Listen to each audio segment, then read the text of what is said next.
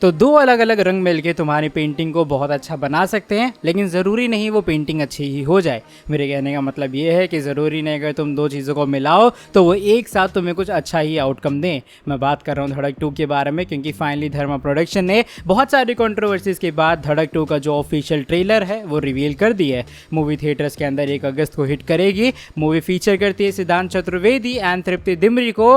And भाई इस bar plot इनका प्रॉमिसिंग लग रहा है। वहीं अगर मैं मूवी के प्लॉट की बात करूं तो प्लॉट फीचर करता है एक लव स्टोरी को हर बार की तरह, लेकिन इस बार लव स्टोरी कोई बड़े बड़े ताजमहल या फिर ताज होटल्स में नहीं है। ये लव स्टोरी है एक लोअर मिडिल क्लास या फिर कास्ट डिफरेंसेस की, जो कि इंडिया के अंदर एक बड़े लंबे टाइम से चले आ रहे हैं।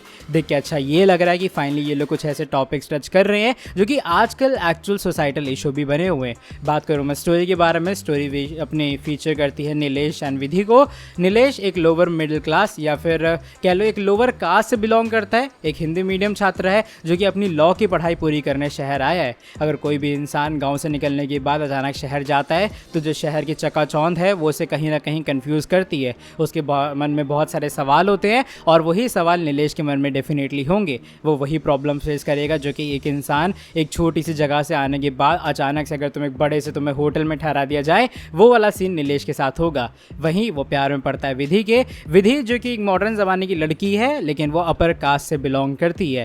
अपर कास्ट से बिलोंग करने के बावजूद भी वो इन सब में क्या कहते हैं ना कि विश्वास रखती नहीं है कि भाई कास्ट डिफरेंस नाम की कोई चीज़ होती है, बस इंसान अच्छा होना चाहिए। इसी फिलॉसफी के साथ में विधि और नीलेश दोनों आपस में प्यार में पड़ जाते हैं, इससे पहले कि नीलेश को ये रियलाइज़ हो कि चीज़ें ऐसी कभी आगे जाएंगी ही नहीं। बीच में हमें ये भी दिखाया जाता है कि नीलेश का यूज़ करने का ट्राई होता है कि भाई वो एक पॉलिटिकल लीडर बन जाए अपनी छोटी जाति का इस्तेमाल करके, लेकिन उसको इन चीज़ों में कोई भी इंटरेस्ट नहीं है। कहानी आगे इस तरीके से बढ़ती है कि पता लगता है भाई विधि के परिवार वालों को ये पता लग गया है कि ये दोनों आपस में प्यार में हैं, और हर बार की तरह वही चीज़ कि फैमिली की इज्जत बचानी है, हमें फैमिली की नाक नहीं कटवानी है, इसलिए वो लोग हाथ पैर मुंह सब धोकर पीछे पड़ जाते हैं नीलेश के।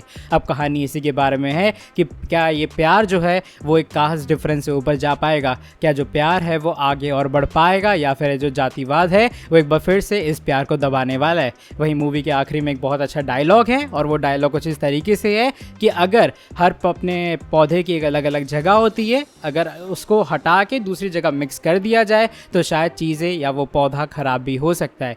इसी के साथ में जो ट्रेलर है वो एक क्लिफ हैंगर में एंड हुआ है, जहाँ पर सिद्धांत चतुर्वेदी या मैं कहूँ नीलेश को जंजीरों से बांधा गया है एक ट्रेन की पटरी के ऊपर। ट्रेलर जैसा मैंने कहा प्रॉमिसिंग तो है ही, और ऊपर से मूवी जब थिएटर्स में रिलीज़ हो रही है तो शायद मूवी देखने लायक बनती है। अब मुझे नहीं पता, शायद थोड़ा कंट्रोवर्शियल हो सकता है, लेकिन तृप्ति दिमरी की जगह अगर कोई और एक्ट्रेस होती शायद वो चीज़ें और बेहतर बना सकती थी।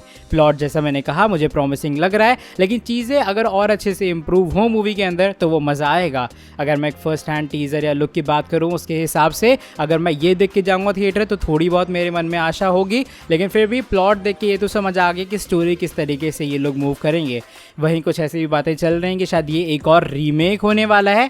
साउथ की एक मूवी है 2018 के अराउंड की, जिसका नाम है परिएरम पेरुमल, ऐसा करके कुछ उसका नेम है। स्टोरी उसकी भी सेम है कि एक लॉ स्टूडेंट लोअर क्लास से बिलोंग करता है और उससे एक बड़ी जाति की लड़की से प्यार हो जाता है। तो कैसा मानना है लोगों का कि मे बी ये जो लव स्टोरी ये लोग धड़क 2 में लेके आ रहे हैं वो भी सेम हूबहू ऐसी ही होगी।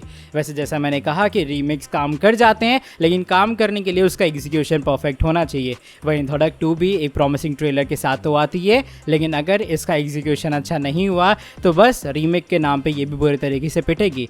अभी फिलहाल के हिसाब से तुम्हारा क्या सोचना है इसके बारे में बताना कमेंट सेक्शन के अंदर। इसके अलावा सन ऑफ सरदार 2 का भी ट्रेलर आ चुका है, वो इतना कुछ खास प्रॉमिसिंग या देखने लायक था नहीं जो मैं इसका रिव्यू करूं, लेकिन ये देख के स्टार्टिंग में मुझे लगा कि शायद देखना चाहिए। और ऊपर से अगर ये रीमेक भी हुआ तो स्क्रिप्ट सॉलिड होने वाली है। हम लोग जानते हैं तमिल एंड साउथ की जो स्क्रिप्ट्स हैं वो काफ़ी सॉलिड होती हैं, स्पेशली ऐसी लव स्टोरीज़ की। तो अगर ये लोग हूबहू वो स्क्रिप्ट उठा के भी लेके आएंगे हम लोग के सामने थिएटर्स में, एग्जीक्यूशन परफेक्ट होगा तो मूवी एक अच्छा अर्न कर सकती है। वहीं सिद्धांत चतुर्वेदी के लिए बड़ा मौका है, ये बड़ी अपॉर्चुनिटी है कि उन्हें एक सोलो रोल मिल रहा है इतना बड़ा, वो भी धर्मा प्रोडक्शन के अंदर। तो अगर ये उसे वो यूटिलाइज कर पा रहे हैं तो डेफिनेटली ये उनके कैरियर के लिए भी एक बहुत अच्छी चीज़ होगी। चलो बाय द वे तुम्हें कैसा लगा धड़क 2 का ट्रेलर बताना कमेंट सेक्शन के अंदर। क्या ट्रेलर तुम लोग के लिए इतना सेटिस्फाइंग था कि तुम लोग मूवी थिएटर्स देखने जाओ? मैं डेफिनेटली मूवी देखने जाऊंगा, देखने कैसी जाती है। लेकिन अभी फिलहाल के लिए इस वाली वीडियो को मैं यहीं पर खत्म कर रहा हूँ। वीडियो पसंद आई है वीडियो को नीचे लाइक कर देना, चैनल को सब्सक्राइब और बेल नोटिफिकेशन को को भी कर दो ऑन। बाकी तुमसे मिलूंगा आके अगली वीडियो के अंदर बहुत ज़्यादा जल्दी। Till then bye bye, take care.